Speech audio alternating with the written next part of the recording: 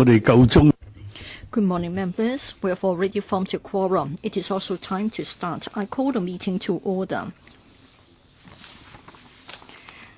Item 1, receiving public views on planning for land supply in Hong Kong. 2 papers, CB bracket 11389/17 to 18 1 from the administration. Another one, CB bracket 1996/17 to 18 05.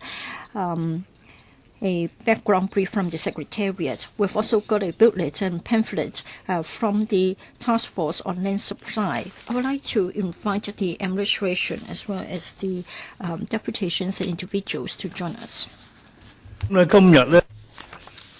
Just want to remind members that we have got 158 deputations and individuals who have enrolled to attend our meeting. We have 5 sessions today, ending by 7:15 p.m. this evening.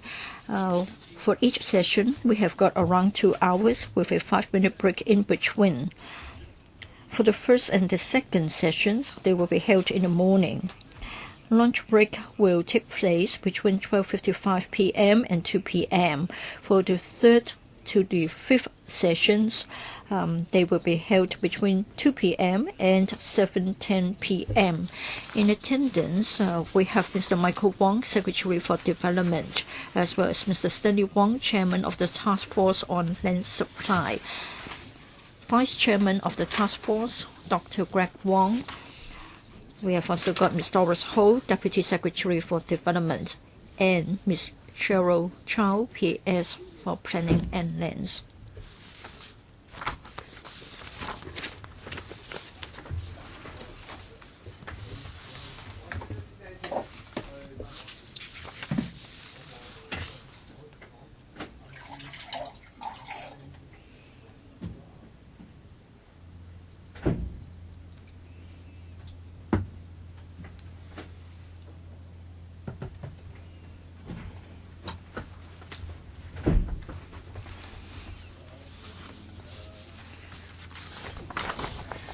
Ladies and gentlemen, welcome.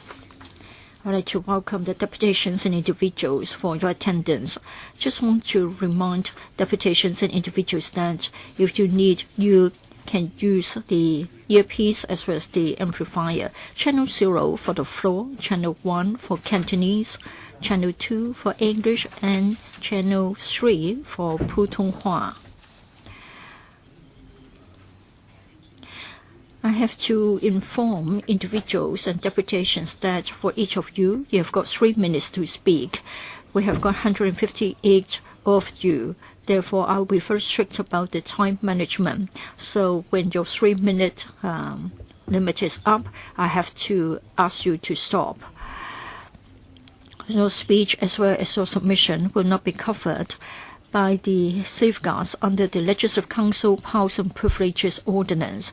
Please also read the note for members of the public attending meetings in conference rooms or observing meetings in public galleries in the Legislative Council complex in relation to the security measures. The note has already been attached to the letters sent to you by the Secretariat. It has also been tabled for your reference. For those observing the meeting in public gallery, you may also want to get a copy from the security guards of the LegCo.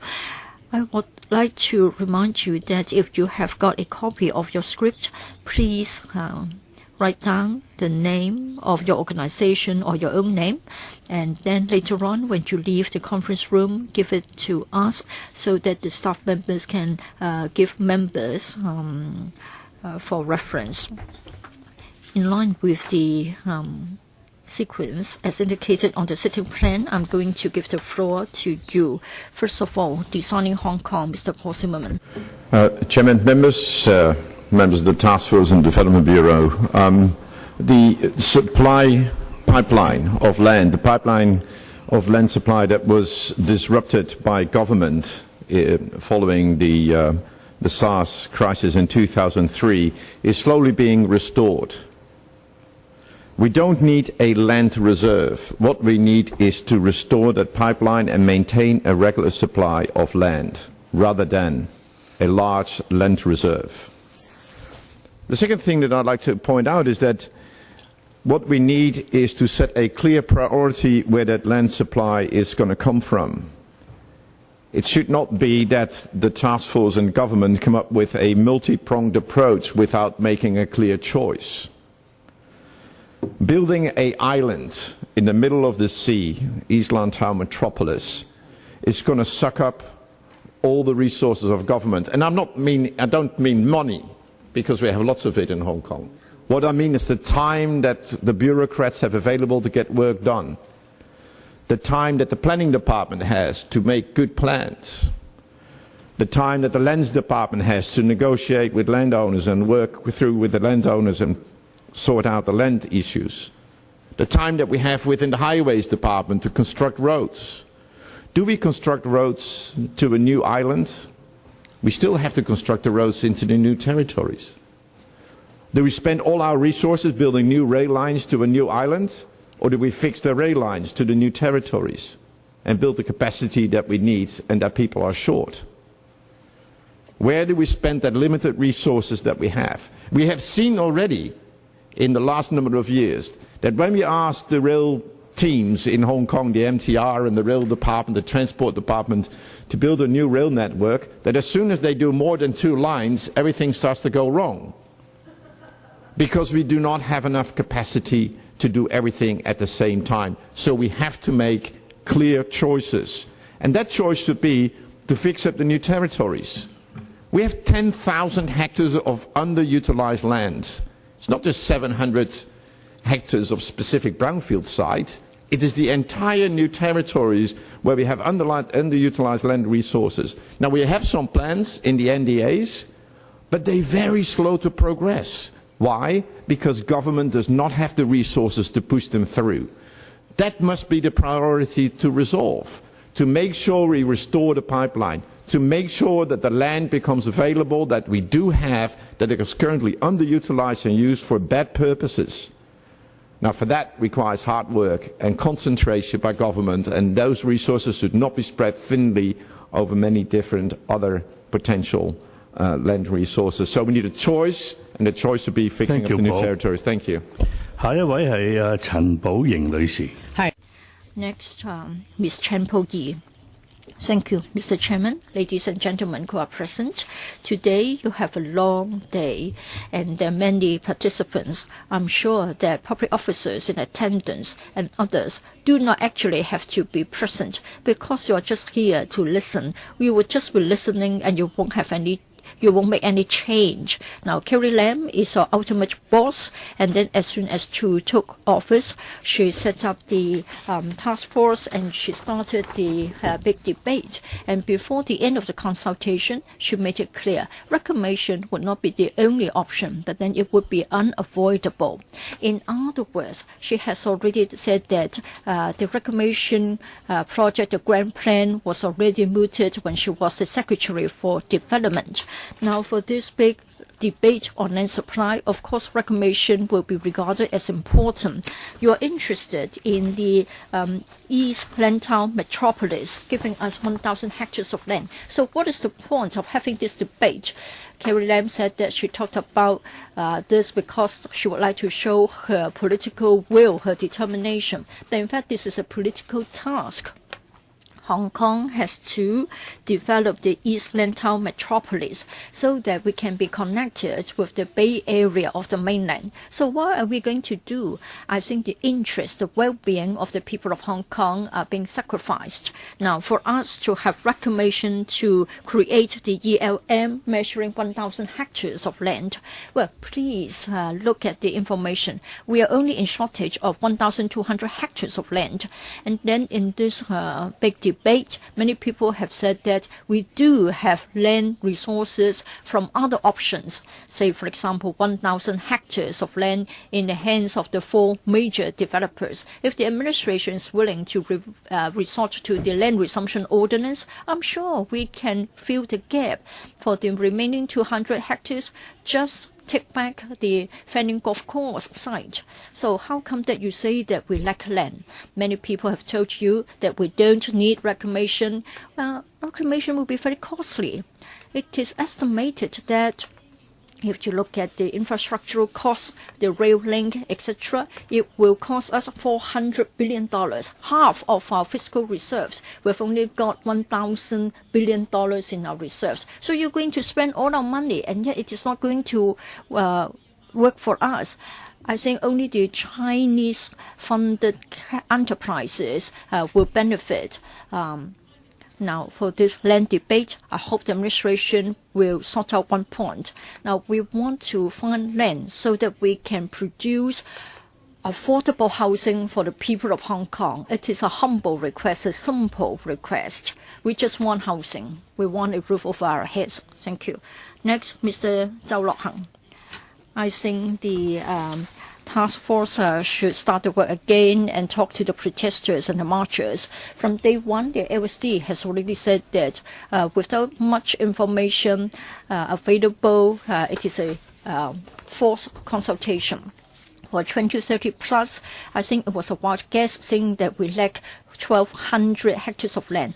And then in this land debate, it is said that we lack more than that. So how much is that? And what about land hoarded by the developers? We haven't got the information. How can you facilitate the consultation?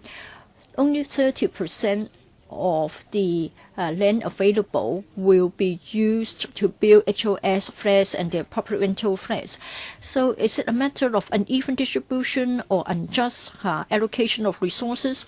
Now, developers have been hoarding land. I think you should resume the different sites available. You don't need to allow the wealthy to use them all the time. Now, I think you have a preconceived idea, and you have been talking about taking care of the elderly, but we haven't got any planning ratio for GIC sites. You have never committed yourselves as to how much land will be used for welfare. Mr. Zhenny Wong has already said that he doesn't know how much land will be used for GIC purposes. The task force has been emphasizing taking care of the elderly, but they have never asked the Labour and Welfare Bureau as to the land needed. So I would give you a 0 mark if I score your report. You have to start it all over again. I think a lot of people will be under pressure to say yes to reclamation, collusion between the business and the government. And then for the idle land for military sites, it has been said that they should not be taken up. I think we don't just talk about supply of land. I think we must have a just allocation of land resources. Information about land should be made open. And then welfare, housing, education should be given priority when it comes to land use and land zoning. And you must have figures for us. You have to give the figures. Come 3 p.m. this Sunday, we are going to have a demonstration in March. We are going to start from Southern Playground to the government headquarters. This is to ask for justice to be done in relation to land supply. Well, I hope you will meet us at the government headquarters at Tamar, and then this is a genuine consultation, not a shame one. Now, we need land for public housing, for institutions, for the elderly, for the disabled. Next, Ms. Hui. Good morning, Chair. I'm from Baptist U. Have any one of the principal officials visited the Baptist University? It's very odd. We are blocked between the MTR station and the Baptist U campus. It took us 15 minutes.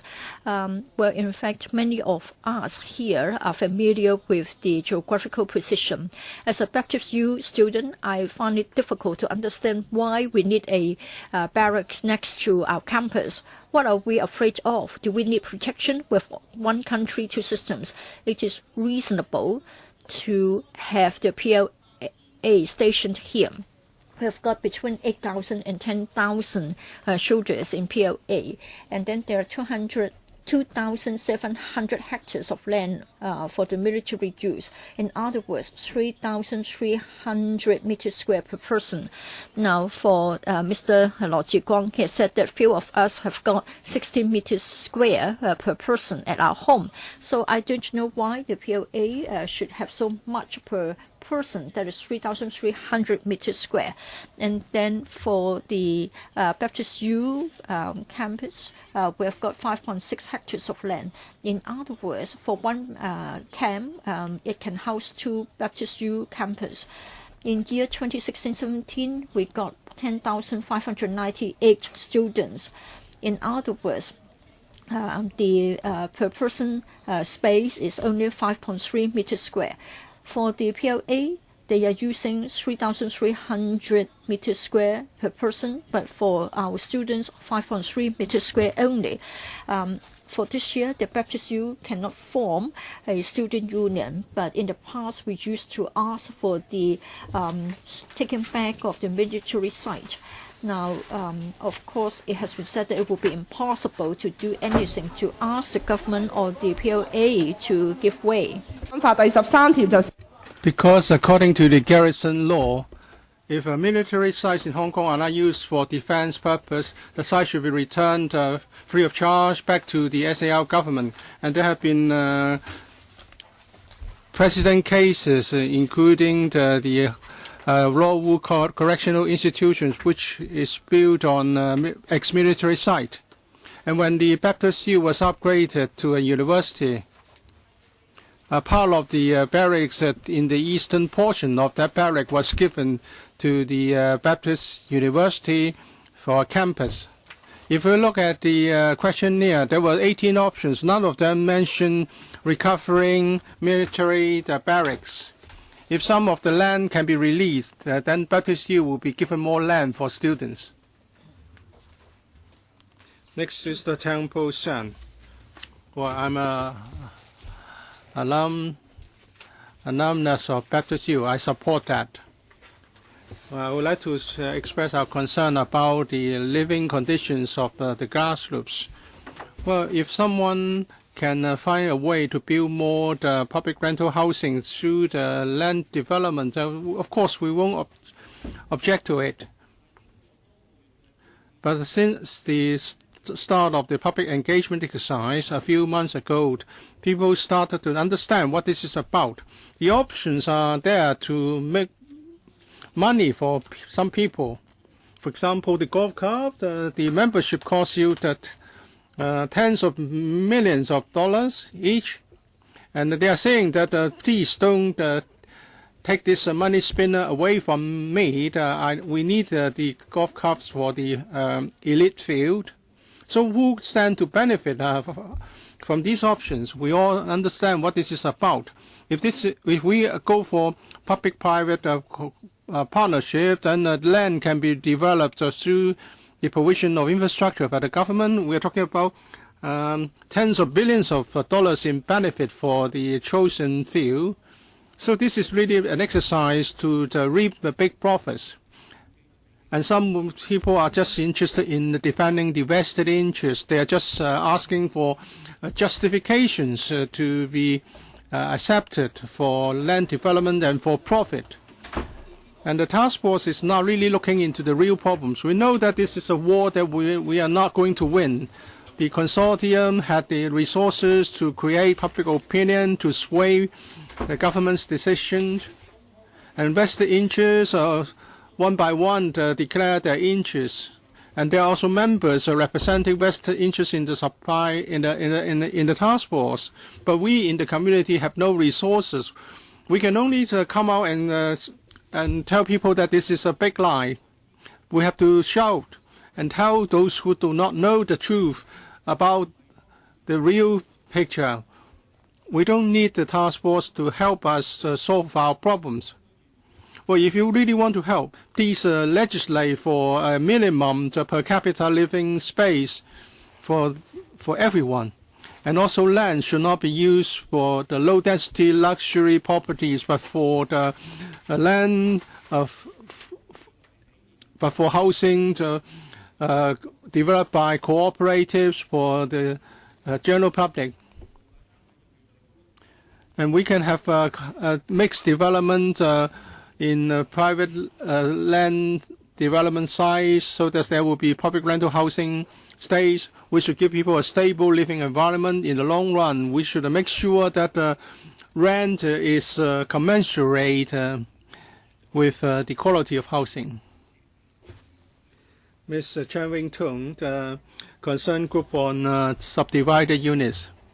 Well, the government has been talking about the need to increase land supply so that we can have more housing units.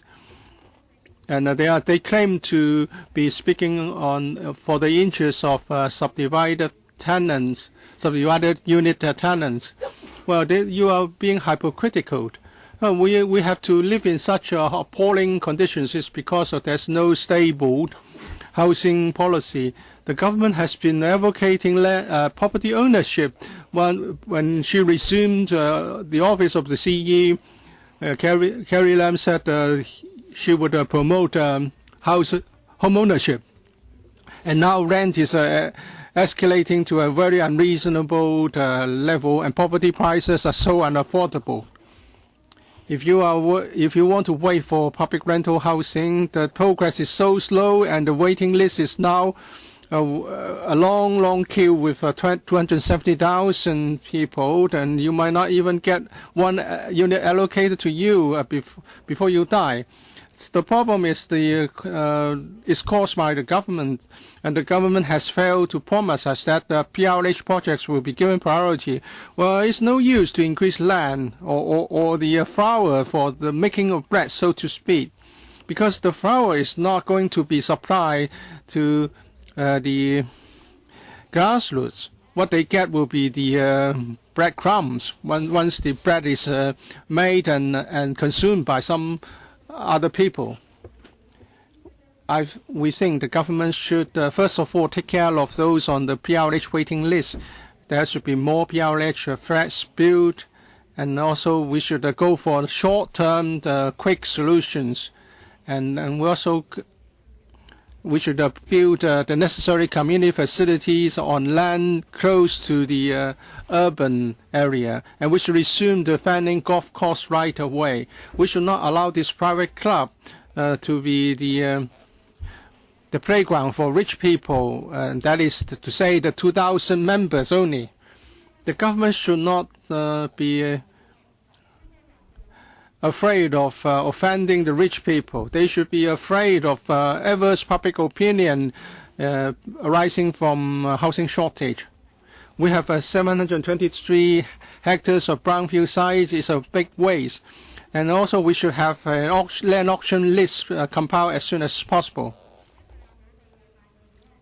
But you are saying that there is a shortage of land, and yet you auction off one site after another to big developers. So which is true? And also the URA sites should be used for the public housing, and these sites are now used for the luxury properties. And yet the CE claims to have a wish to solve our housing problems. Next, Mr. Chu Kong from Greenpeace. I'm here to talk about just one thing. Save country parks, and we should have proper land planning. Secretary, please listen up. This is not because of the big debate, but because we have asked 40,000 Hong Kong people to agree to this course of protecting country parks. There's no so-called fringe of country parks. The fringe of country park is also part of the country park. So please don't try to circumvent the due process and right procedures and mislead people into believing that the fringe of country parks can be developed. And the government has been trying to persuade people or mislead people that you should choose this or that option out of a defined list. It's just like a wish list for your Christmas party. But in the NT, there are brownfield sites. When you say that there are valuable operations carrying on, actually Greenpeace said 13 years ago that Hong Long Hang, Ping Chair from east to west in the NT, there are a lot of e-waste grounds, and they are illegal.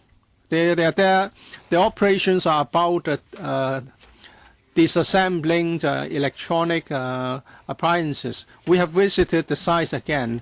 Some of them are as big as 1 hectare or even bigger than a standard football pitch. If you don't do your land planning properly, then I don't see why we should try to develop country parks. But if you do your planning properly, and one day you say that all our land has been used, or the land bank has been depleted, perhaps we should then commence a study into looking at the option of country parks. We should first of all look at the brownfield sites. These brownfield sites are not just for the logistics industry. Many of them are polluting industries going on such brownfield sites. Greenpeace has got information with 50 GPS trackers. We're talking about at least dozens of hectares of land carrying out such operations. The government should do more, and there's no reason at this stage to try to get our country park. So you have finished. Next, Mr. Poon Wing Lok. Thank you, Chairman.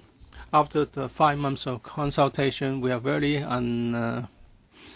unhappy that Mr. Stai Wong has said that developing brownfield sites has got clear public support. Actually, taking back the golf course is also clearly supported by the public. The East Lantau metropolis is going to be a white elephant. It will cost us $500 billion, which represents a big part of our fiscal reserve. We should have a proper population policy, and we should look at the idle military size, 2,600 hectares. And also the public-private collaboration is not a good idea. We have got precedent cases which tells us so, and also there's the in situ land exchange arrangement. However, you put the label on this, well, it's not going to be acceptable. I'm a resident in Ma Wan. I can tell you that with my personal experience that the PPP approach is a failure. More than 10 years ago, thanks to Mr. Raphael Hui, who's now in jail because of corrupt practices, he signed an unequal treaty with the developer, allowing the Sun Hung Kai, the developer, to break his promise and cut our ferry service time and again, thus affecting the living conditions of Ma Wan residents. And then the second phase of the Nord project, or the preservation and conservation project, would be dispensed with, and residents there are seriously affected. So with PPP, the government is really outsourcing its responsibility, and the developer can break the promise any time. So we're not just talking about a waste of public money, we're also talking about adverse consequences suffered by residents. So a few months ago, the thousands of residents staged a protest. So it's not a good idea to have introduced PPP. We should invoke the Land Resumption Ordinance to resume land for public purposes. We should build more public rental housing, public facilities, and we should give a better deal to 23,000 subdivided units who are on the waiting list of PRH. Well, your time is up, Mr. Poon.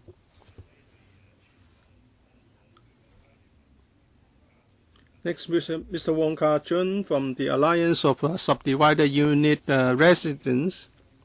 I thank the task force and Carrie Lam for spending 5 months to tell the public this fact. That is, Hong Kong has a lot of idle land. I think many people see this through this exercise. And according to the many think tanks, we have a lot of land which is not utilized optimally. So we would think about three things when we talk about land and housing. Either we don't have the land, well, we don't have sufficient land for the right purpose.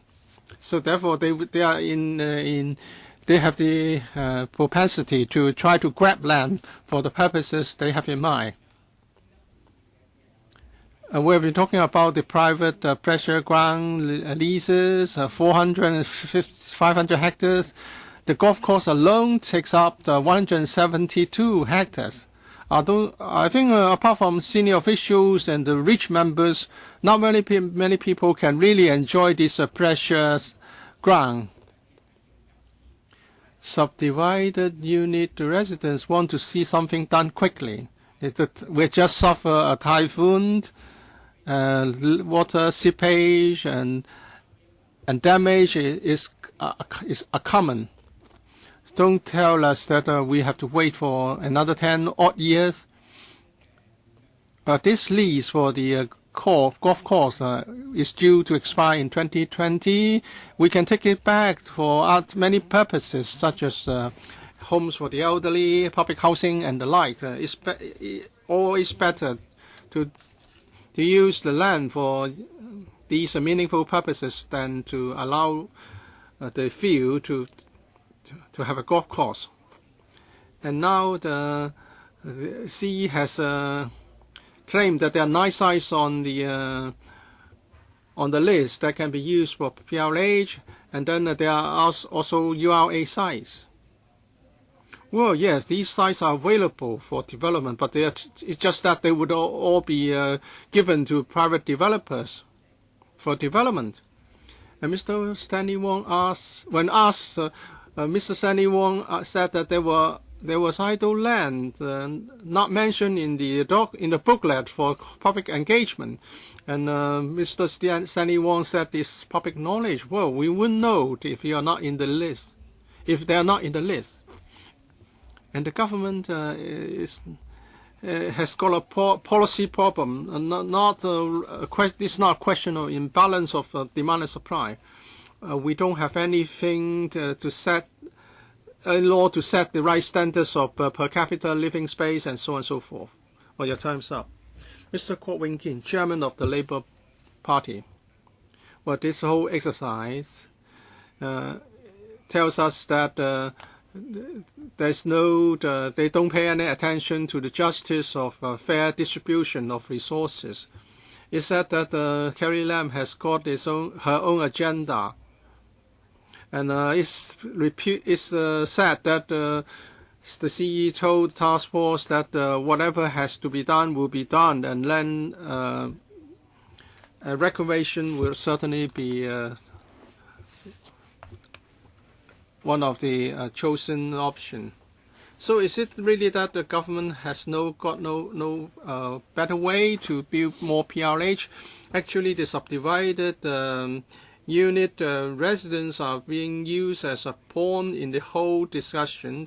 It's said that 70% of the land in the planning program will be for private development, only 30% for public housing. Although the government always talk about a ratio of 60 to 40 in terms of public and private housing, actually the reality is that it will only be a 50 to 50. And in the past, there were housing estates in Homerton and North Point. These have all been cleared for the other purposes. And of course, Mr. Tommy Chung is sitting here. You, of course, are opposed to the recovery of the golf course, and of course, you are not in line with giving a longer paternity leave to employees. So what do you think about this benefit of $400 million per year in terms of a foregone rent for the golf course? It's better to build 13,000 PRH units on the golf course than to allow the 2,000 odd members to play golf. And a former town planner said, Mr. Ng Wah Keung said, reclamations would and also PPP would institutionalize collusion, and also it's unreasonable to provide to allow brownfield sites to continue. And Mr. Lau Yip-Keung is sitting next to Mr. Tommy Cheung. I don't know what is your stance on small house policy in the NT. For indigenous villages, they have reserved 4,000 hectares. So altogether 4,900 hectares available. So why is it that the government is still pushing forward reclamation and developing the periphery of Country Park? Mr. Tommy Cheung and Mr. Lau are respectively chair and deputy chair of the panel. And we have these members from the pro-establishment camp dominating the panel. How do we expect them to help the grassroots? Next, Ms. Yam. Just now, some speakers said that they would like to thank Carrie Lam and the task force for letting the public know that, in fact, many land in Hong Kong many sites have not been fully utilized. But I think the more important thing is that we understand how terrible this government is. During the consultation period, many SDU residents have been voicing out their concerns. They have been making the best effort to try to get an understanding of this pamphlet, to have their say heard, but the government is turning away from the public's views, and the government also proposes their preconceived stance, and that is reclamation. We understand that there are so many sites in Hong Kong not fully utilized. We should not casually resort to such a cost-ineffective method to develop land. And earlier, the government also said that they're not inclined to take back the Fanning Golf Course, but this is in fact what the public wants, because the private recreational leases system is not a fair system. We don't understand why the government is ignoring the public. Earlier, in the community, we have some grassroots residents holding street signing campaigns. We gathered 6,000 signatures urging the government to take back the FGC. The government, however, ignored the request of these 6,000 residents. The government only said that they are not inclined to do so. There is no way to for us to have our views heard. If you say that the FGC is valuable, what about the Star Ferry Pier in Central? Why didn't we preserve it? Another point is that grassroots understand that the crux of the matter has to do with land allocation. If land allocation is appropriate, we won't see a situation in which a lot of topside developments, URA redevelopment sites have turned into luxury homes beyond the affordability of the public. So please do not go on and mislead the public, saying that we have inadequate land. We have a lot of sites, only that they're put up for sale in the private market. Even if reclamation goes ahead, we understand in the end there is little that the grassroots could enjoy. And the housing market is being commercialized. Even if we increase housing stock, it will only be used for speculation. We believe that there should be capital gains tax. Next,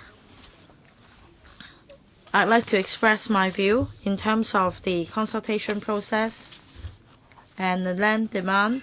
I think there is an overestimation, and this is said by Mr. Moy Chiu. First of all, we need 230 hectares of land in addition to the estimate. But according to the research conducted by a local community organization, as long as we change the plot ratio of some residential sites, we should be able to address the land shortage problem. We should be able to meet the future housing needs by just 811 hectares of land. So we do have surplus. On the other hand, according to papers, we need 75 hectares of land for columbaria. In fact, this is an inflated figure. 75 hectares of land would be able to provide 4 million niches to meet the demand in Hong Kong up to 2090 or 2099. So is this an overestimate? Because we are meanwhile promoting green burial. So why is there still such a huge demand?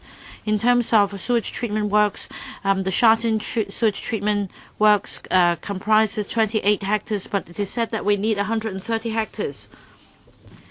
The Sharton works have a capacity of 600,000 cubic meters, whereas in the future the population will only be increased by 1 million. And it is also said that the sewage treatment works can be reprovisioned to caverns and underground space. I think this is absurd. And for core business districts or non-central business districts, we see a surplus of 3 hectares of land. And perhaps I won't go on, but this paper gives a lot of overestimates. So my view is that I oppose reclamation. I oppose developing the periphery of country parks. I oppose developing the reservoir because we have 730 hectares of land and also 550 hectares of land for military use, and also 301 hectares of land idle. We also have PRL sites, some 400 hectares of land left idle. As the government slogan says, we should not let things go to waste. We must not waste land resources. Next, Mr. Chen. Well, unless it is somewhere not inhabitable by human beings, we can't say that we don't need to increase land supply in future. This is a common problem facing governments around the world. It is not just a question of whether we need to increase land supply, but how we do so. I think it is not pragmatic for some in the community to suggest that we don't need to increase land supply. It is impractical. Well, I think that we need to increase land supply, and I think we need to increase land and housing supply substantially in Hong Kong in order to rectify the situation in which housing prices are in the stratosphere and we are living in tiny, pricey and cramped space. And I think nearshore reclamation outside Victoria Harbour is policy that we must not shun. It is technically feasible. It is also technically guaranteed. There are also precedents. In fact, the electrical complex is built on reclaimed land. So reclamation is very important to our society. But since reunification, the government has been dragging on its feet when it comes to reclamation. Comparing the period 1985 to 2004, the government reclaimed 2,000 hectares of land, but over the past 10 years, the government was only able to reclaim 100 hectares of land. So there is a great shortfall, and we're lagging behind. As a result, there is a huge impact on the supply of residential and commercial land in Hong Kong, and it also bears a great impact on meeting people's housing demand. There is therefore an imminent need for the government to make a plan for reclamation, and a request should be made to the Central People's Government to undertake a reclamation project at the near shore of outside Victoria Harbour. And I think reclamation is a more efficient way of creating land, and we also need to consider reclamation near central waters. And I want to point out that youth is an important stakeholder, but the task force on land supply do not have any young members, and I am disappointed. Well, there is a price to pay. There are trade-offs when it comes to government policies. But as long as we have the broad consensus to improve the living environment and do good to the community, I think we'll be able to create a greater social benefit. Next, Mr. Ha Kim Kwan, a representative of the New People's Party. I want to talk about what happens in reality. The housing prices nowadays are beyond our control. It has to do with land shortage, so we must increase land supply. And I read from a news report that one family would need to save up for 20 years without any extravagant spending, and young people nowadays bear the brunt, and there are people living in subdivided units, and there are also subdivided units in industrial buildings. Well, I live in my constituency consists of public housing estates, and I understand that some young people after graduation will still need to be crammed in a 200 square foot public housing unit, and the living condition is worse than a subdivided unit, so they don't see a future. Some young people resort to renting a flat in the private market, and they would need to pay a hefty proportion of their income on rent, and they are also worried whether they would be driven away by increasing rent. What about business startups? We understand that the rent of commercial units is also driving business owners away, and it creates a vicious circle. We hope that young people's voice can be represented in the task force. Disappointingly, this is not happening yet, and it is said that young people nowadays can join the consultative or advisory bodies, but because of lack of publicity on the part of the government, not many young people know about this policy. We suggest that the government try their best to take on the views of young people. The other point is about development. Once you are determined to increase land supply, you need to have supporting policies such as training for professionals. We have, say, in a village, several 10,000 population, but there is no school, and even for elderly facilities and other community facilities, residents would need to go elsewhere. Say for a phonics class, a student would need to wait for 1.5 years. So the government should also pay attention to the development of community facilities. Mr. Hong Wen-yip.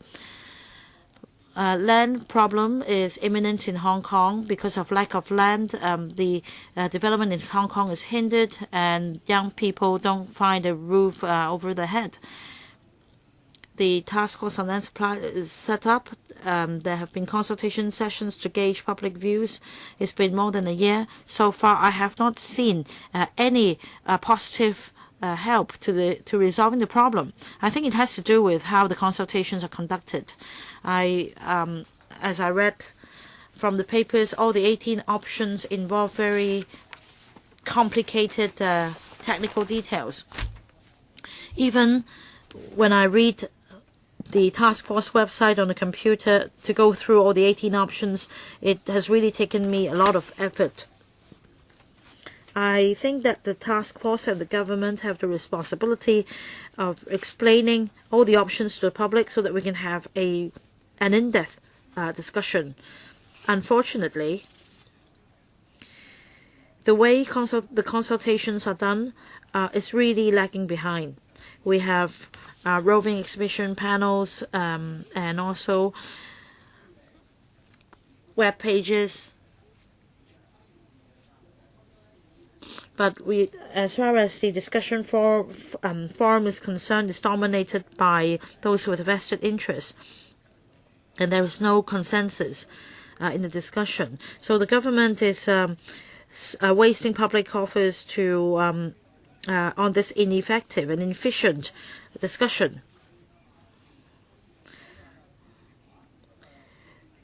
Consultation has become an opportunity for the public to attack each other, and it is very difficult to reach a consensus on land issues.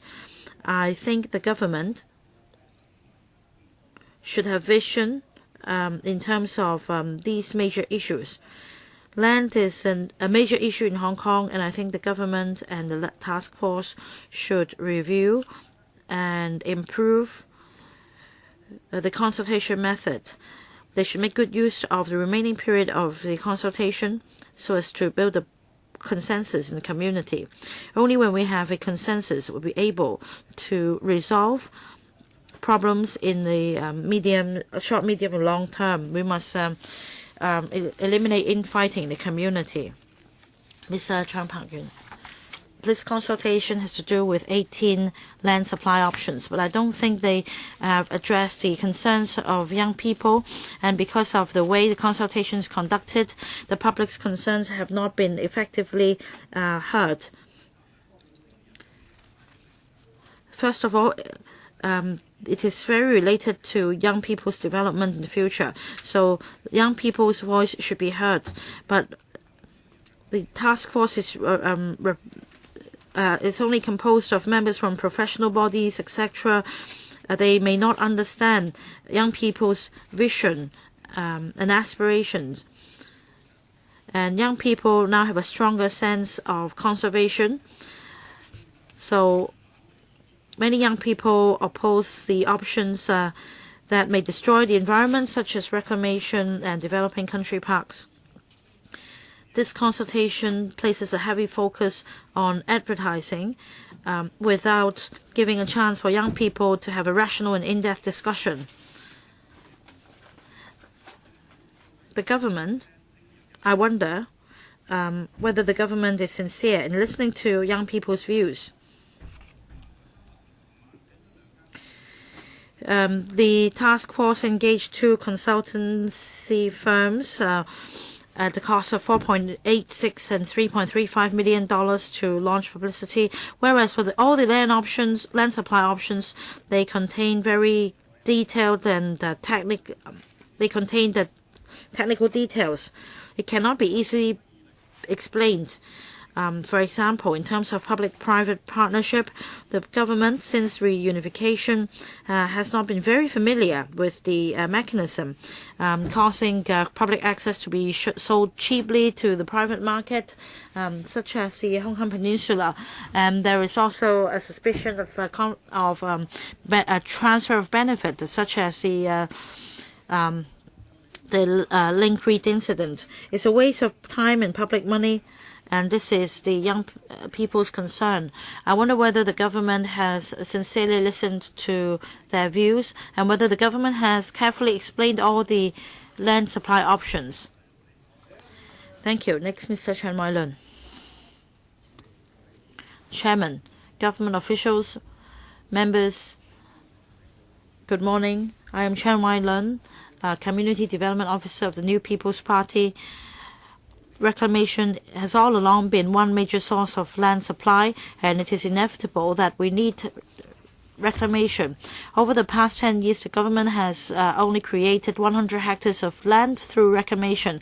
Compared to 1995 to 2004, we created 2,000 hectares of land by reclamation. So we are lagging behind. The government tried different ways of creating land, but the problem is worsening. The problem has not been resolved. I think land problem is imminent, but because of the problematic consultation method of the task force, the situation is even more dire. All the 18 land supply options in the consultation paper contain difficult, complicated technical details, and the task force believed that these could be explained to the public by simple exhibition panels.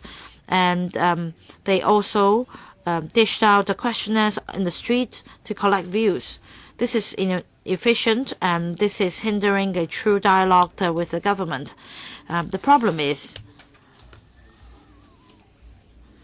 we have organizations and deputations making detailed submissions to the government, but before they could do that and before the consultation ends, it is said that the task force would submit a midterm report to the government, and this is undermining the broad consensus that we're trying to reach, because some deputations' views are not heard, and the public would be distracted to discuss whether the government already has a preconceived stance. We think that this is unwise. I think the administration should guide our discussion and should be visionary. Now we have a shortage of land. Property prices are soaring, and as a result, they have gone beyond the affordability of the general public. And in fact, there are many social problems arising from land shortage.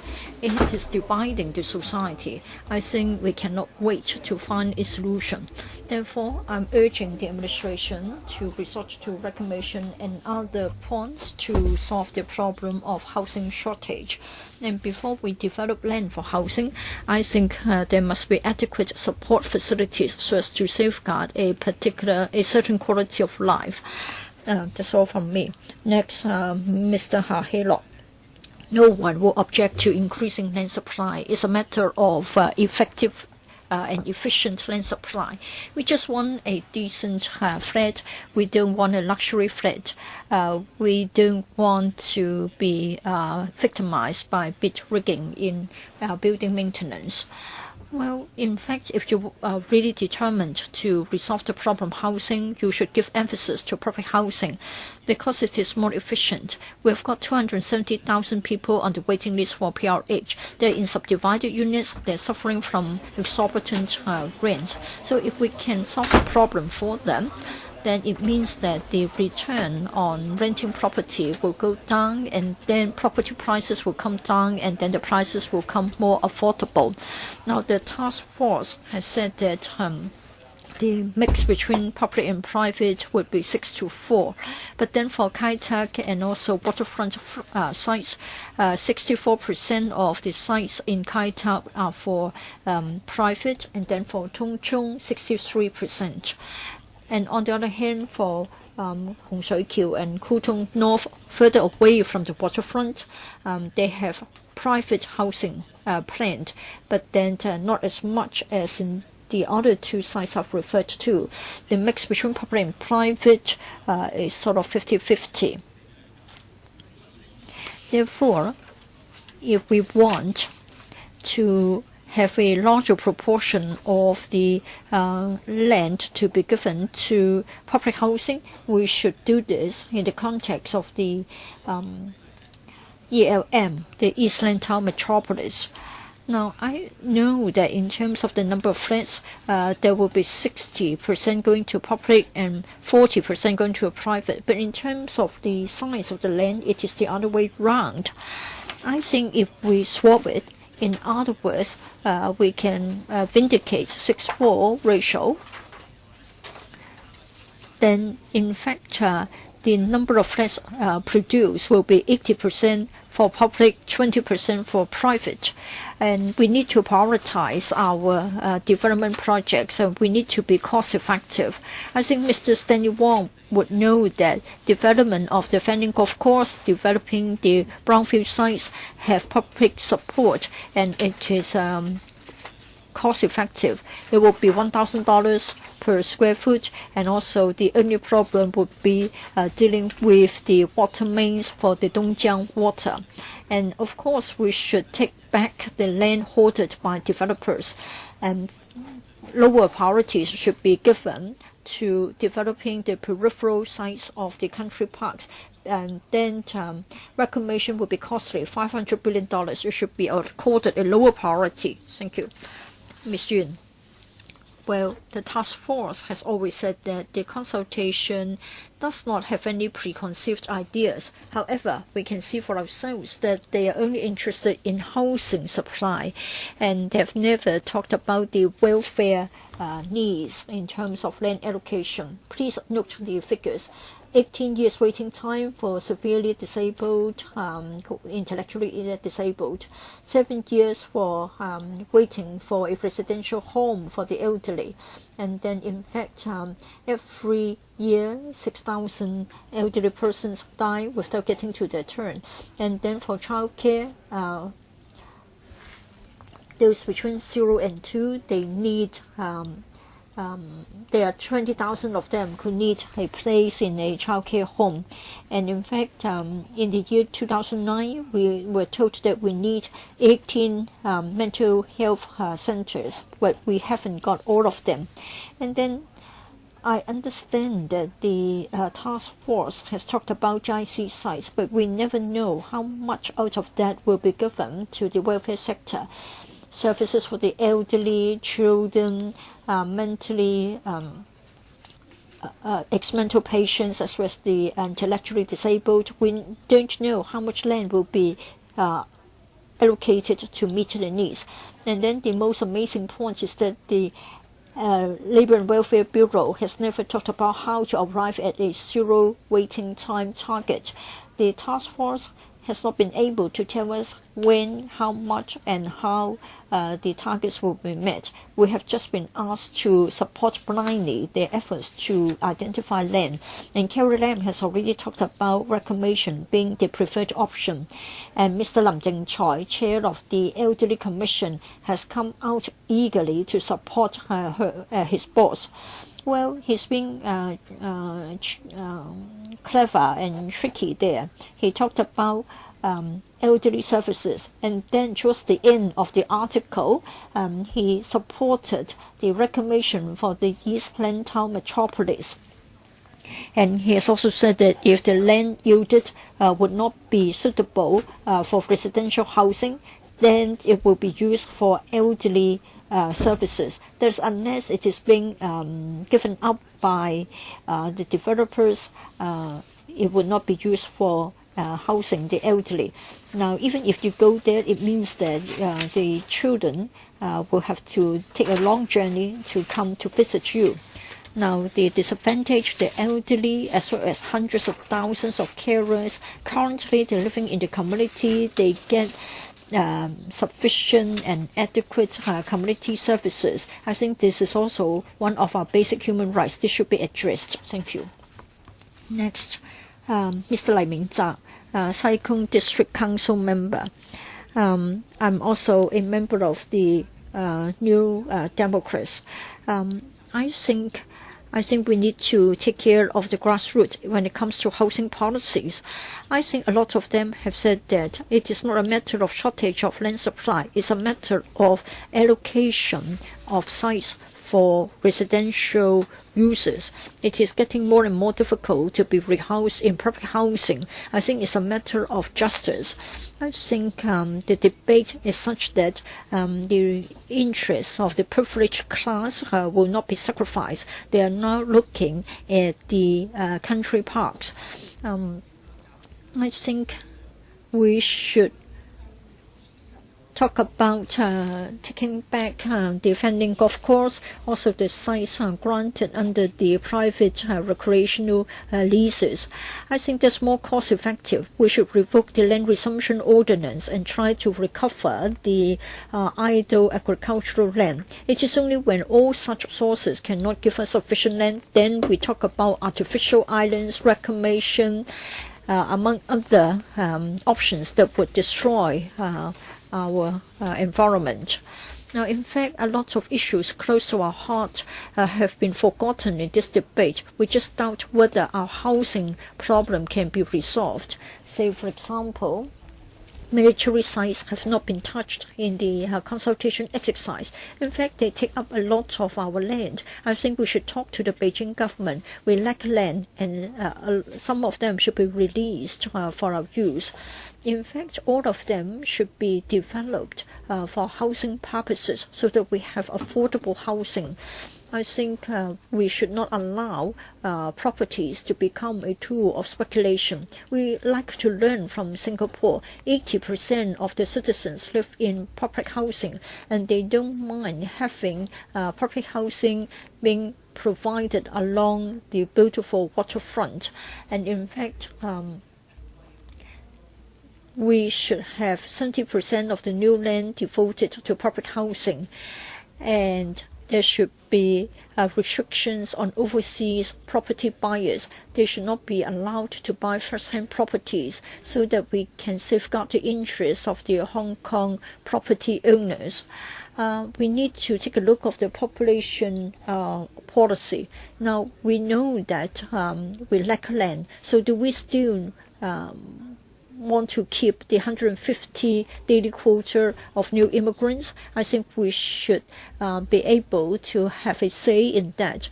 I think given the shortage of land for housing, perhaps there's room to revisit the figure. We should reduce the quota. Otherwise, the government is not being responsible. Next, Mr. Chen Kin-yip from the Liberal Party. Thank you, Chair. I think everybody agrees that housing is an imminent problem.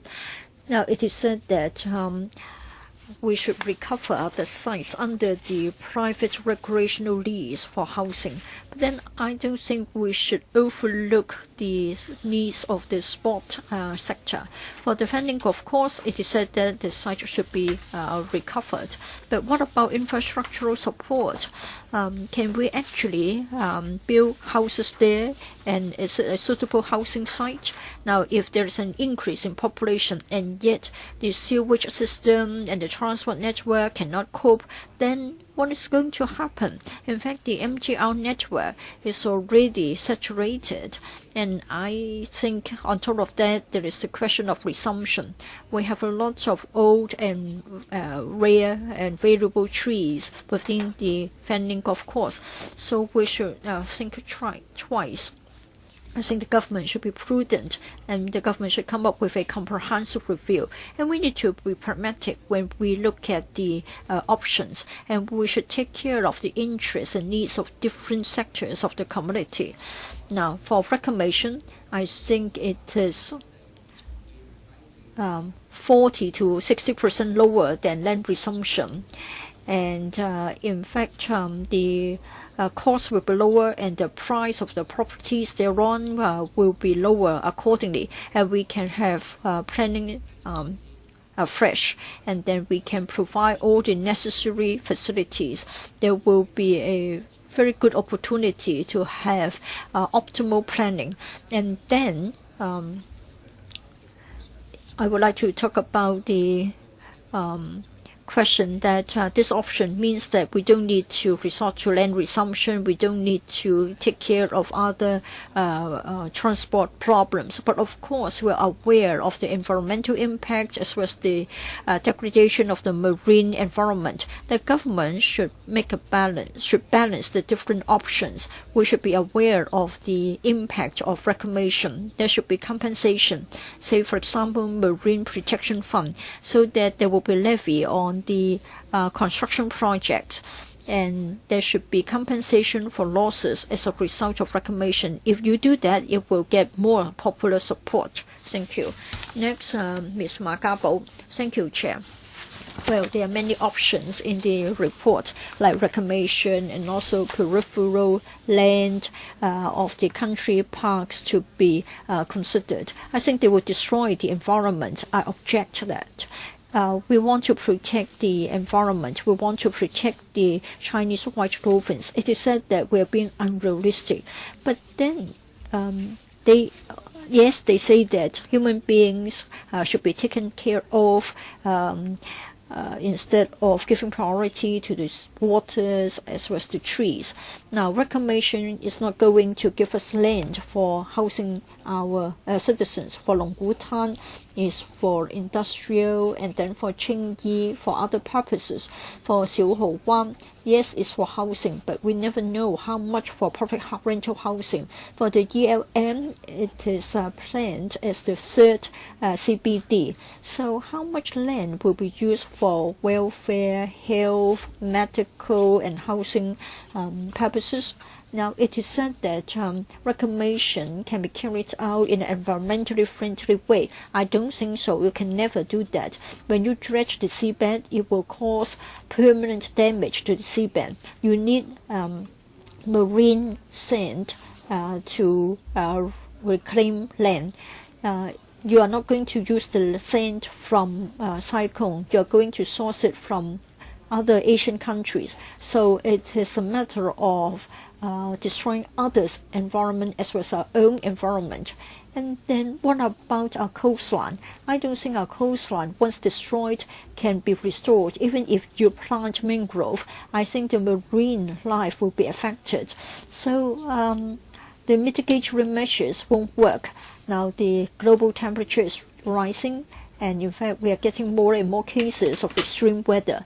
Like Mangkhut, the super typhoon will have to be expected more and more often. Now the ELM is the most stupid option. If you have got an artificial island in the middle of nowhere, then you can expect flooding, just like the Kansai airport, which was flooded severely. Now, if the transport link between the Hong Kong Island and the ELM is shut down, then it means that the island will become an isolated island. And what will happen in the case of a typhoon? It takes decades of time to carry out reclamation. It will be costly. Please don't waste resources to build an artificial island which is not inhabitable and yet very costly. Now, environmental protection isn't just for what we have right now. In fact, we need to keep our resources and conserve a good environment for our future generation. We should stamp out speculation in the property market. Next, Mr. Yu from the Hong Kong Institute of Engineers. Well, we support conservation, and we hope that there will be different ways to increase land supply. We should have a blueprint which is feasible. We are also in support of having a land reserve so as to meet the needs in different sectors. We have already given you our submission. I'm not going to spend time on repeating the points therein, but I would like to respond to the views expressed. Yes, reclamation will bring work to engineers as well as construction workers. Now, for the government to invest in reclamation, take the case of the ELM. Currently, we have got 200,000 frontline construction workers and 18,000 professionals, including engineers, and then another 40,000 working in ancillary industries. So, all in all, 200,000 households will have their income safeguarded if we embark on reclamation. Now, it will take 10 plus years to complete the reclamation, from planning, construction, etc. In other words, it will take a total of 20-30 years, and the government will not be asked to come up with the money in a one-off sort of manner. It will be gradual. It means that there will be a steady supply of job opportunities over a span of 30 years. Now, we have got a lot of public and private housing. It is all because engineers and construction workers have worked hard. But of course, you will think that they will also be the first to gain from the reclamation project. But later on, it means that it can meet our economic development needs, and it can provide land for housing the future generations. Now, for engineers, yes, there will be the wants to benefit at the early stage, but then for others, they will also benefit from the project at the later stages. In the previous century, Hong Kong resorted to a lot of reclamation to resolve the problem of lack of housing land.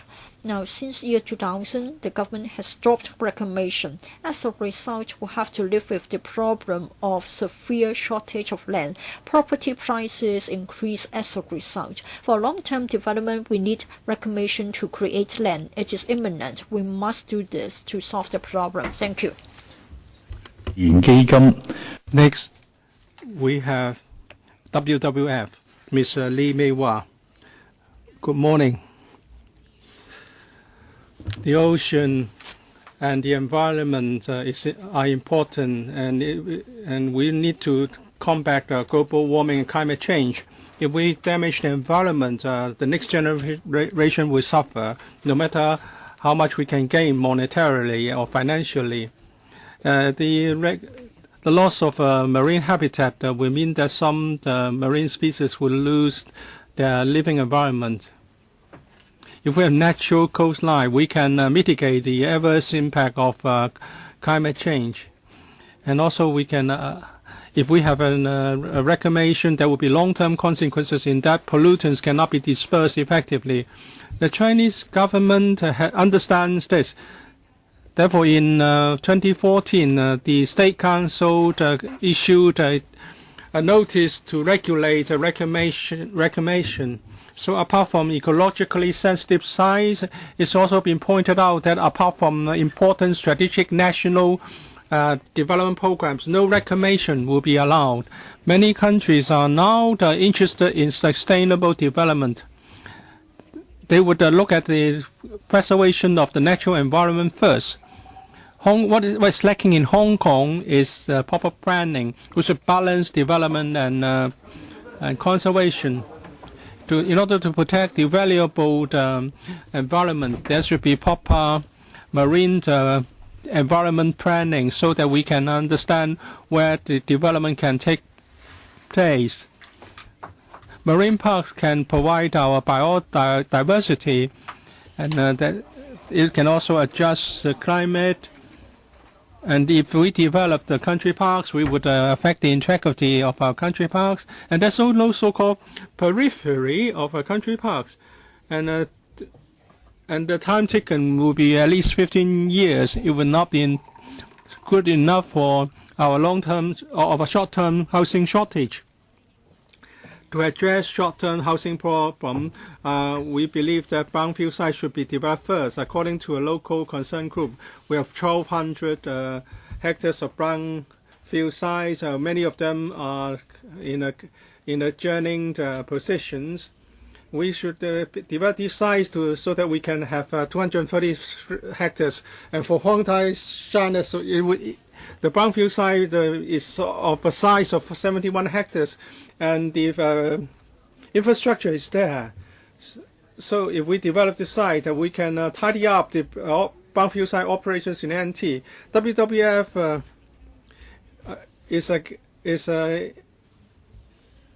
WWF objects to the development options which do not take into account the need to protect our environment.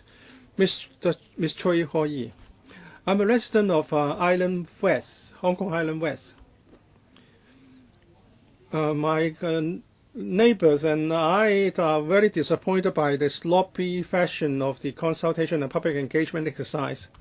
It said that there should be a western corridor reclamations so as to link up with the Lantau development. We should have a 10-year master plan. But in the 2030 plus planning program, the planning for Kennedy Town is subject to a lot of changes, but no one knew about that before the start of the consultation last year. There's a lack of proper planning. In the 2030 plus strategy vision, there's no East Lantau metropolis. And now they don't mention anymore the redevelopment of Site 1 estate. The government only tell the public a partial partial picture. Well, at the end of that Saying Pun site, it was used as a dumping site in the past, and there were also pier and a pier and an incinerator. And in the past, ashes were dumped there, so we have hydrocarbons and heavy metals under the ground there. In 1890, it was an incinerator to burn refuse. And carcinogens are produced in the process. And now these pollutants are on the seabed. If we carry out major infrastructure projects, these pollutants will be dug up again. So you need to do a lot of detoxification. And there is also a price to pay by the community. The project will affect the residents to their homes. There will be a major changes to their living environment, and there will be a lot of pollutants leading to a higher prevalence rate of cancer. When you talk about East Lantau metropolis, you have never told people in Kennedy Town and Saiwan that this is what they are going to face. There's no proper social impact assessment. And when you start to consider this project, when you want to dig up the pollutants, underground pollutants, and if residents raise strong objection, how can you resolve the conflict? Or are we just filling material like the sand that you use in the reclamation? Mr. Chen Pui-ming, the task force has been saying that property prices are high, therefore we need more land. But if you look at what we have seen in the past 10 years, the population increased by 410 households. Let's say one household has 2.5 people, so we need about more than 100 housing units. But we have see an increase, a new supply of 410 new housing units produced. So it's a question of population inflow, population increase due to immigrants. You just want us to support reclamation, developing the country parks, or to create an East Lantau metropolis, which are not going to do us any good. The public engagement exercise is only to last for 5 months, and you want to get 1,200 hectares. But your figures you provide are very vague and general. But the consequences will be real for us. You ask us to support such a major initiatives within such a short span of time. It's really unfair to us. Chairman, you know that Mancoot has just hit Hong Kong. I have lived in Mong Shan for years. Even for Lam Chin River and the Shingmun River, the rise in water level during the typhoon onslaught was more than 3.5 meters. If you continue to narrow the river channel of Shingmun Hall, I don't know what would happen if we have something like that again.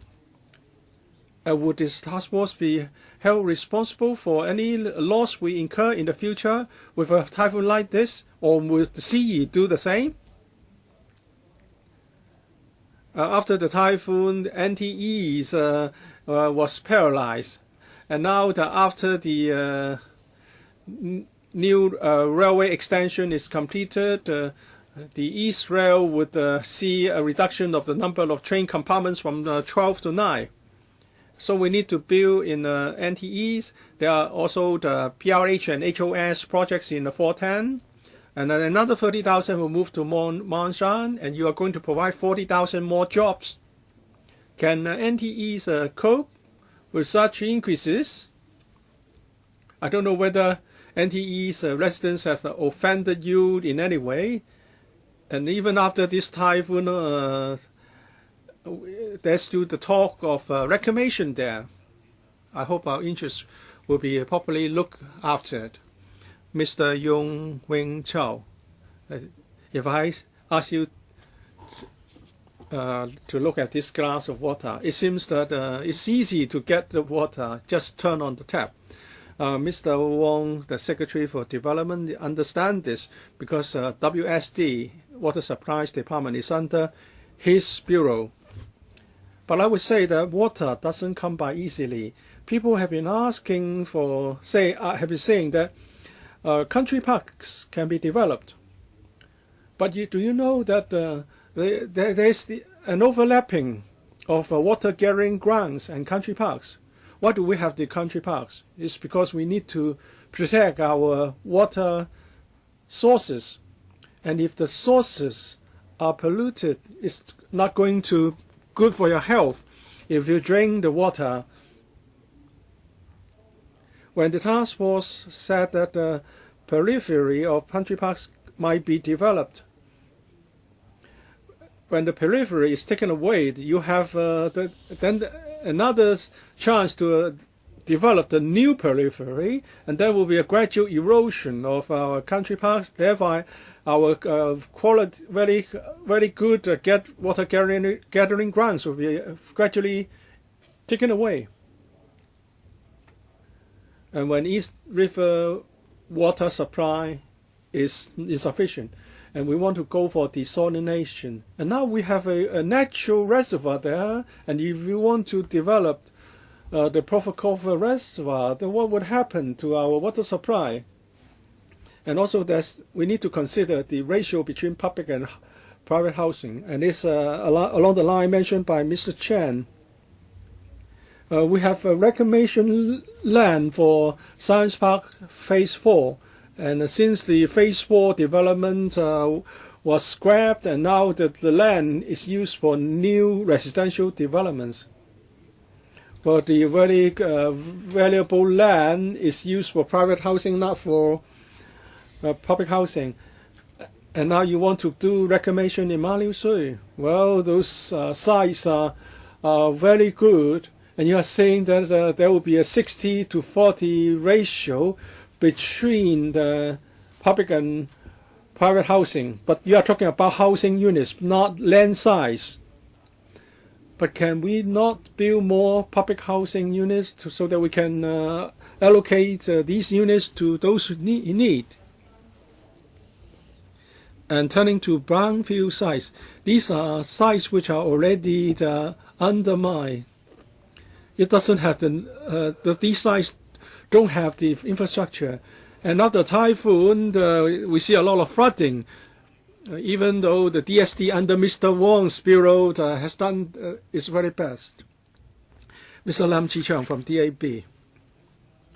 DAB agrees that we have a keen demand for land.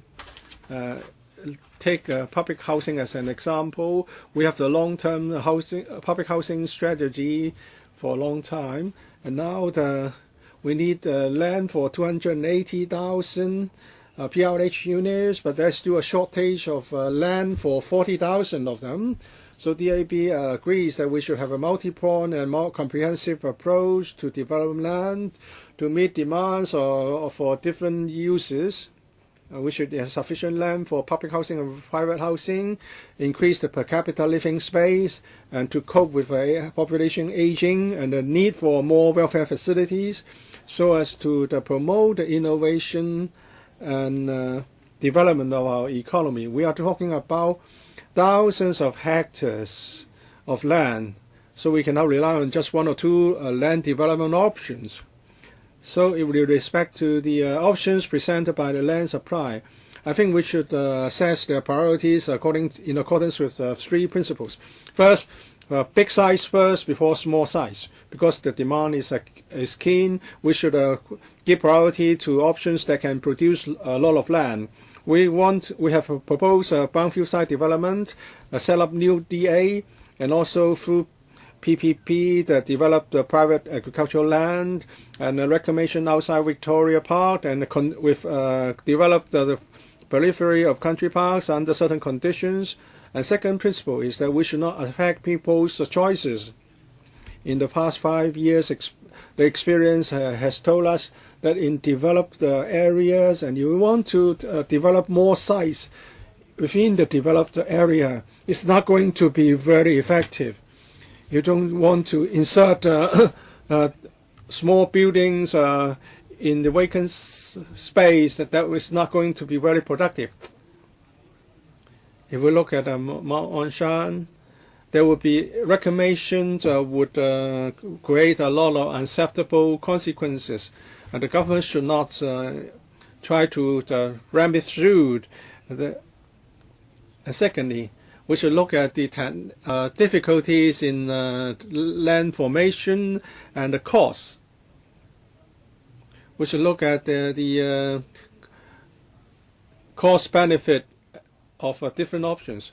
Although there are 900 brownfield sites, but they are in total 600 odd villages, and there are also the restrictions posed by topography and the environment. So the cost effectiveness is really questionable. So we don't think this should become one of the major options. Your time is up. Your time is up. Mr. Lam. Mr. Wong Ho Meng. Good morning, everyone. I've heard people saying that we don't have sufficient land, so we need to go for the periphery of country parks or reclamations. Many people have raised objections. I echo those views, and I won't go into details. I'm not just going to say that I oppose to your ideas, but I want to give you suggestions. Military sites and barracks are 2,700 hectares. There are 15 in urban areas. When the government said that all military sites are now used for defense purposes, there's no idle land. That's what the government said. I've checked some information, and I went to the site in Jordan. There's a club which is for recreational purposes. It said that $45 million revenue was gained, and they have a reserve of $46 million. I don't know you. A member, Mr. Zhang, Mr. Tommy Zhang, the membership fee is $200,000 according to the garrison law. Military sites in Hong Kong, if not required for defense purpose and with the approval of CPG, should be surrendered back to the SAR government at no cost. We have been saying that the military site should be used, or idle military sites should be used for housing.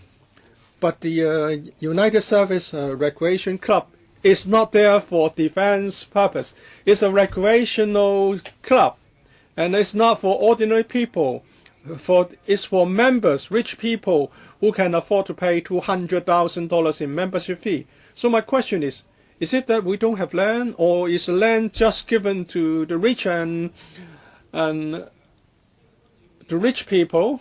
But you are saying that, well, this is a military site. It has been given to PLA. Well, where you sit now used to be part of the Tamer site. And also in Choi Hong, you have the charming garden, which sits on the former military barrack. So in the colonial era, military barracks could be turned into sites for other housing units. And now we have a long waiting list for public housing. I think the SAR government should make an appeal to the CPG or the PLA so that we can resume land which is not used for defense purposes, so that we can build more housing sites, including Kowloon East United Service Recreation Club, the firing ranges in Castle Peak. The PLA should live up to their behavior standards. I am all for the resumption of the golf course. After the consultation exercise started, many people from the golf club said no. It said that the golf course is important to the development of the sport of golf. There are many valuable trees, and there are many people working in the golf course. We have been explaining or advancing some justification for the development to take place in the golf course. Here I want to refute some of the arguments. Well, it's legal. It's a public interest. It is in line with public interest. The ex-secretary, the former ex-secretary for development, Mrs. Carrie Lam, said when developing the Queen's Pier, it's a developed land. And the government can resume the land once the lease expires. It's perfectly legal.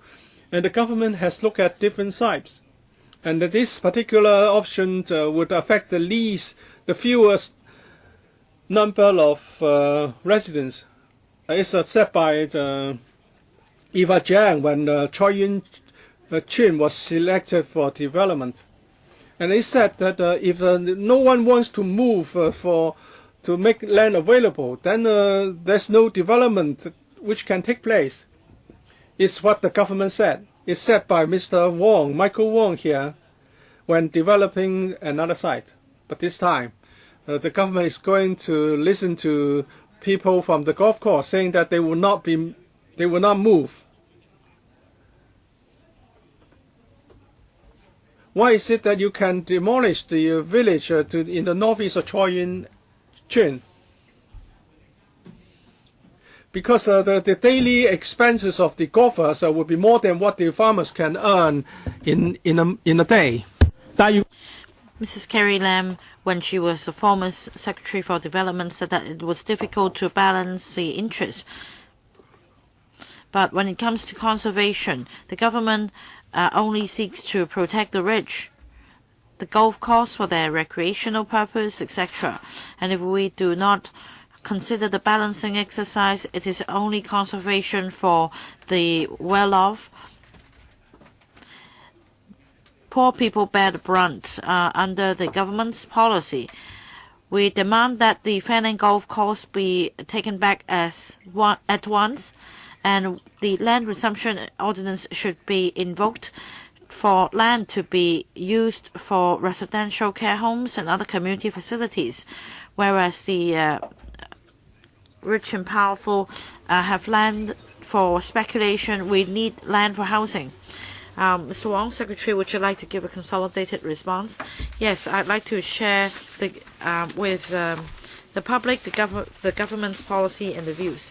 Well, we are going to take a 5-minute break. We have some 15 minutes left, but 3 members have raised their hands as they wish to ask questions. Of course, they can do so in the next session.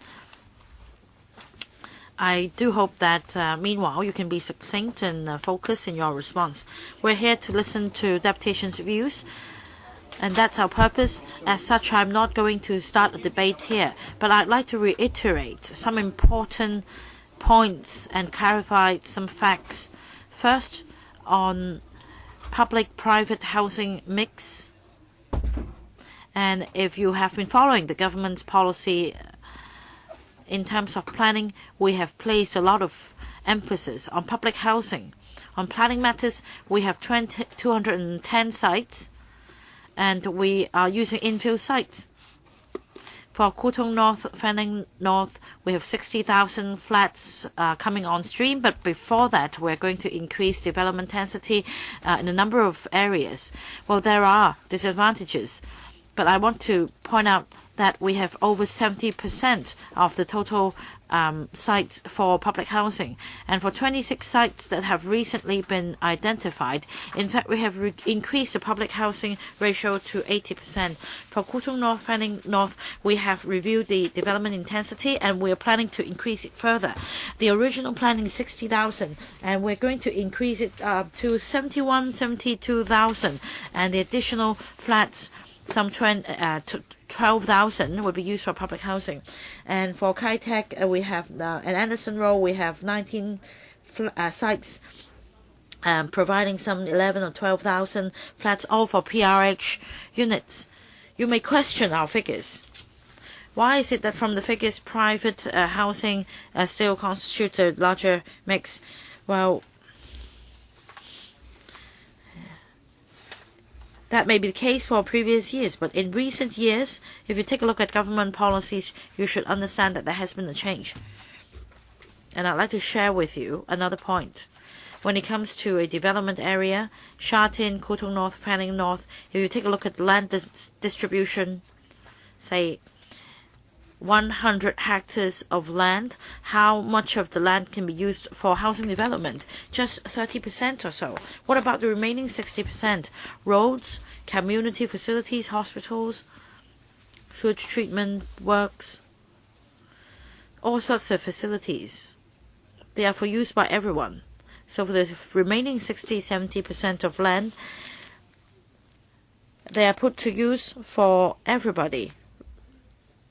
As for developing country parks, we do not have any decision yet. And in fact, the Housing Society is conducting a study which should be completed by next year. I'm not going to repeat the proposal. We need to consider, for example, the ecological value and also the use value. After conducting the relevant study, once there is an outcome, we'll consider our way forward. But things have yet to be finalized at the moment. We need more information to make an informed choice. Reclamation. I'd like to share a number of points. Last year, the government set up the task force, and perhaps I myself and the chief executive explained to the public back then that it is very clear that the task force would not in any way undermine the work of the government. We can go in parallel. And what the government is doing is NDA, for example, Fanling North, Kutong North. Next year, we're going to proceed with land resumption. And I am grateful to the Legislative Council for approving the enhanced compensation arrangement proposal. Reclamation. We put forward 1+4, and that is the ELM. That is one. And for the 4 others, they are reclamation projects near shore, outside Victoria Harbour, including Qingyi. So our next step is that a detailed planning and engineering studies. And I hope you would agree that once the government has conducted studies with findings, it would be conducive to a more rational discussion in the community. And I'd like to make a further point. Some talked about the property prices in the stratosphere. Say for ELM, the seabed is rather shallow, some 4 to 8 meters. So our preliminary assessment is that it will be all right to create land at the cost of $10,000 per square foot. Well, basically, for NDAs, the land resumption would mean the Zone A would be created. That is $1,300. And for new territories, infrastructure presents a challenge. The other point is marine ecology. I'd like to make it clear that we do seriously consider marine ecology.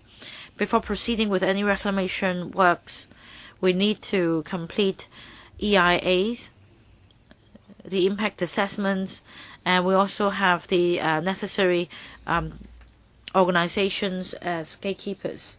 Mr. Ling Ka-kan earlier said on the radio program the following, and I strongly agree with him. We don't need to overemphasize or underemphasize public-private partnership. For Taiku, the Wangpo Garden PPP was adopted, and I want to emphasize, as I said before, in terms of transparency, public interest, whether all these can be considered. I'm just saying that we have yet to reach a decision. Well, we have a deputation who has just arrived, so I should invite him to speak as well. Mr. Mak Tek Cheng, 3 minutes. I'm sorry, I'm late. 2 nights ago, the Labour Party met with the government, and I talked about the use of land. We have aging population in Hong Kong. Why is it that for GIC sites is completely lacking in this big debate? Deputy Chair very frankly explained that the Labour and Welfare Bureau does not have any policy on land for GIC uses, and there is therefore no such assessment in their study. The government is, in other words, reluctant to do it. We have some 500 sites in Hong Kong, altogether 301 hectares of government land not put to good use, 128 hectares of which belong to open space or GIC sites, such as Lei King Wan, the site for Lei King Wan complex. It all along has been used as a car park on short-term tenancy. The complex could provide 200 places for elderly residents, and the EDC in 2009 was briefed that it would become completed soon, but it has been dragging on for 13 years. What about columbaria? It is said that there would be a columbaria in all 18 districts. We have 75 hectares of land. 4 million niches will be provided for meeting demand in the coming 85 years. So some 300 hectares of unused government land is equivalent to 1.7 FGC. And it is estimated that a lot of facilities can be provided, including 120,000 RCG places.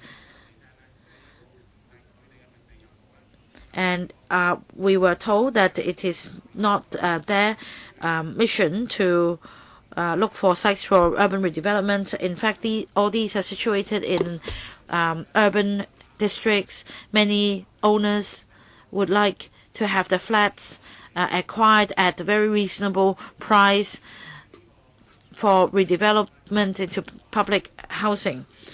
And according to their explanation, it takes years of time for decanting residents, taking down buildings, and the redevelopment projects to be completed.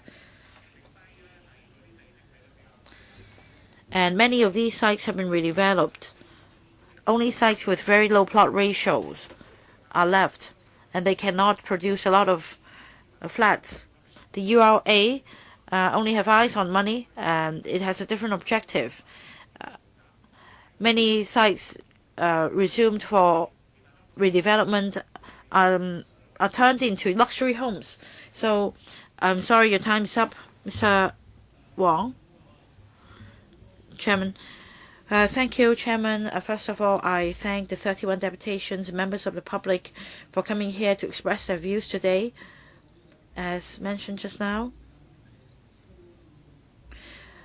we have met with a number of them. We have sought their views, and today we're here and we have collected a lot of views which would serve as valuable reference for the task force.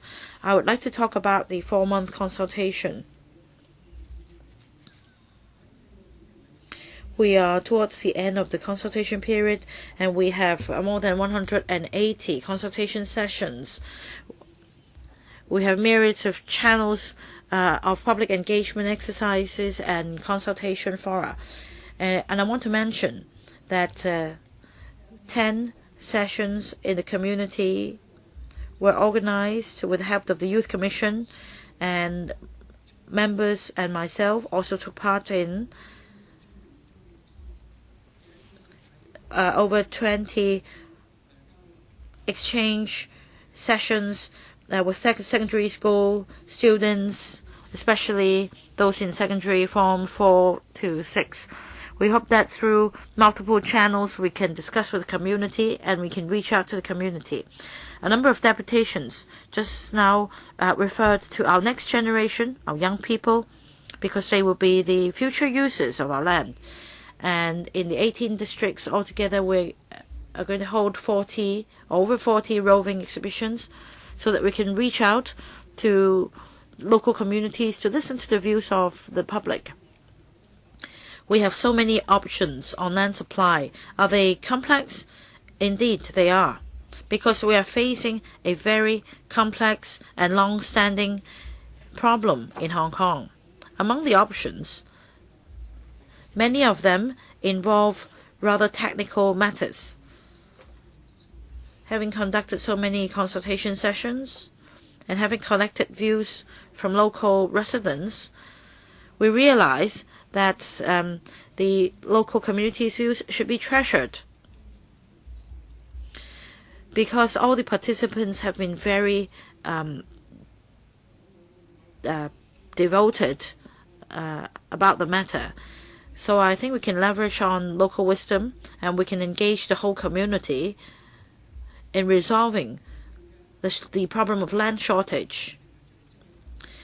And I need to emphasize that we're not focusing on housing issues. Apart from housing shortage, we also need land for various economic activities. We need land for transport and supporting infrastructure, such as community facilities, and also land that should be earmarked for elderly facilities under the elderly policies. We should have comprehensive and rational discussion in order to reach consensus on the multi-pronged approach to be taken to address land shortage. I'd just like to address some of the points. 720 hectares of land in our estimate reserved for infrastructural facilities. In fact, on a macro level, they should include all community facilities or all transport infrastructure that should be provided by the government. Now, the way it is calculated is that we are going to earmark 3.5 square meters per capita for such government-provided infrastructural facilities, plus 2.5 square meters open space, plus 5 square meters for transport infrastructure per capita. So that means in the long term, whether we have any such policy, I believe that the individual policy bureaus and departments will draw up their own long-term plan. Now, I'd like to focus on the preliminary observations we submitted to the Chief Executive. 2 days later, we're going to convene a meeting. We're going to focus on the options much talked about during the past 4 months and the views collected.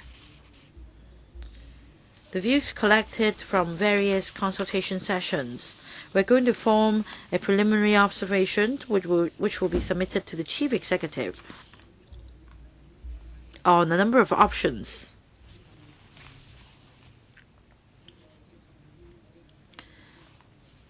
For her reference when she draws up policies.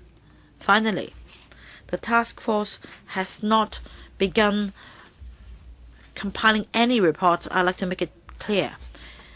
We will wait until the end of the consultation period on the 26th of September, after we have collected all the questionnaires during the roving exhibitions and also random telephone polls. We need to collect all the views from these exercises, as well as all the views expressed in all the consultation sessions, and we need to collect the views. And combining the public's views with the task force views, we will compile a report which should be submitted to the government by the end of this year. And this will conclude the work of the task force. Thank you, Chairman Wong, and I thank deputations from members of the public for coming here to express their views. 6 members have raised their hands, but in fact, this is the end of session 1. We're behind schedule. We'll resume at 11:05 when the second session begins.